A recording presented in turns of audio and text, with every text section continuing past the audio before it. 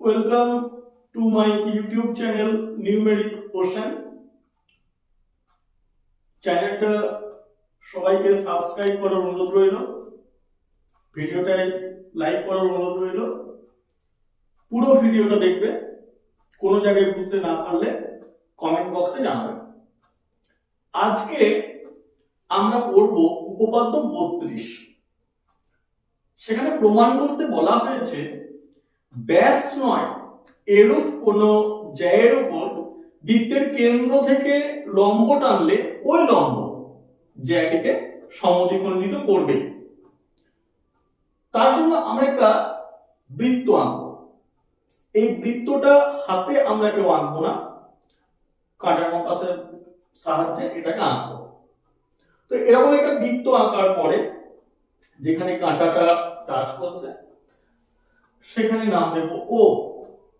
তাহলে ও কেন্দ্রীয় একটা বৃত্ত, তার উপর এবি ব্যাস নয় এরকম একটা জ্যা নেওয়া হয়েছে এবং কেন্দ্র ও থেকে এই জ্যা এবি এর উপর ওডি লম্ব টানা হয়েছে, যা এবি জ্যাকে ডি বিন্দুতে ছেদ করেছে।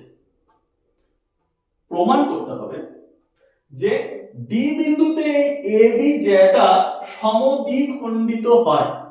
তাহলে আমরা যদি প্রমাণ করি যে এডি সমান ডিবি, তাহলে এই উপপাদ্যটা প্রমাণিত হবে।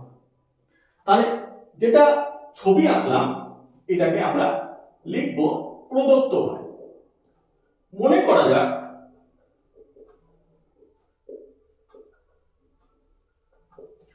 ও কেন্দ্রীয় বৃত্তে এবি হলো ব্যাস নয় এরূপ জ্যা এবং ওডি এবি জ্যা এর উপর লম্ব।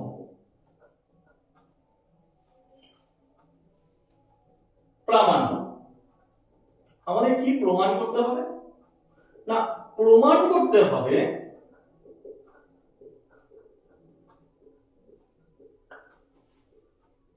এডি সমান ডিবি। এই প্রমাণ করার জন্য আমরা এই এ বিন্দু আর ও বিন্দুকে স্কেল দিয়ে যোগ করব, এই ও বিন্দু আর এই বি বিন্দুকে স্কেল দিয়ে যোগ করব। তাহলে আমরা কি অঙ্কন করলাম? আমরা ও এ ও ওবি কে যুক্ত করলাম। তাহলে ও এ ও ওবি যুক্ত করা হলো।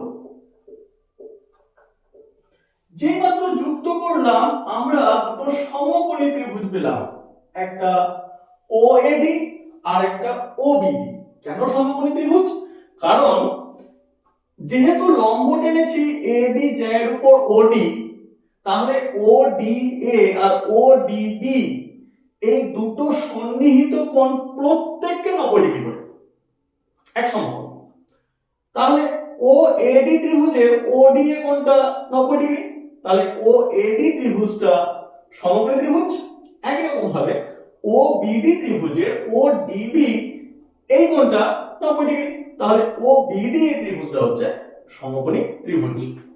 তাহলে যেহেতু ওডি এবি এর উপর লম্ব,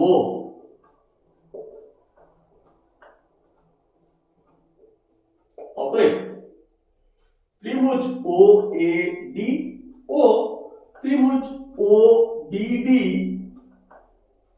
সমকোণী।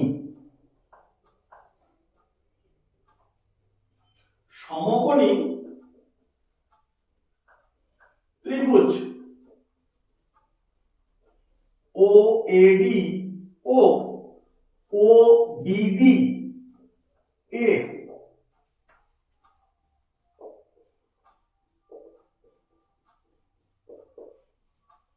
কোণ ODA সমান কোণ ODB। কেন না, যেহেতু প্রত্যেককে সমকোণ, তাহলে কোণ দুটো সমান। যেহেতু OD লম্ব AB, আবার O এর সঙ্গে OB সমান। কেন না, এরা ও কেন্দ্রীয় বৃত্তের ব্যাসার্ধ। তাহলে একটা বৃত্তের ব্যাসার্ধগুলো দৈর্ঘ্য সমান হয়, তাহলে OA আর OB সমান। কেন না, যেহেতু একই বৃত্তের ব্যাসার্ধ আর ওডি বাহুটা দুটো ত্রিভুজেই আছে, তাহলে ওডি হচ্ছে সাধারণ বাহু। তাহলে সর্বসমতার আর এইচএস এই শর্তে ত্রিভুজ ওএডি ও ত্রিভুজ ওবিডি সর্বসম। আর এইচএস শর্ত কি না, আর ফর রাইট অ্যাঙ্গেল মানে সমকোণ, এরা প্রত্যেকে সমকোণ। এইচ ফর হাইপোটেনাস মানে অতিভুজ, তাহলে সমকোণ ওডিএ তার বিপরীত বাহু ওএ হচ্ছে অতিভুজ, সমকোণ ওডিবি এর বিপরীত বাহু ওবি হচ্ছে অতিভুজ। সমকোণের বিপরীত বাহুকে আমরা অতিভুজ বলি। তাহলে ওএ সমান ওবি, আর এস হচ্ছে সমকোণী ত্রিভুজের বাকি যে দুটো বাহু পড়ে রয়েছে তার মধ্যে যে কোনো বাহুকে আমরা এস বলি। তাহলে সর্বসমতা আর এইচএস এই শর্তে ত্রিভুজ ও এ ডি সর্বসম ত্রিভুজ ও বি ডি। তাহলে সর্বসমতার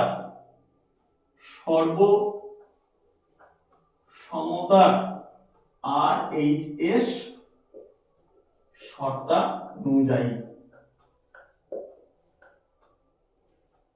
এই আর এইচ এস এটা লাল কালিতে লিখেছি, সেটা তোমরা পরীক্ষার খাতায় লিখবে না, তার জন্য আলাদা করে আর এইচ এস কথাটা লাল কালিতে লিখে দিলাম তোমাদের বোঝার সুবিধা হবে।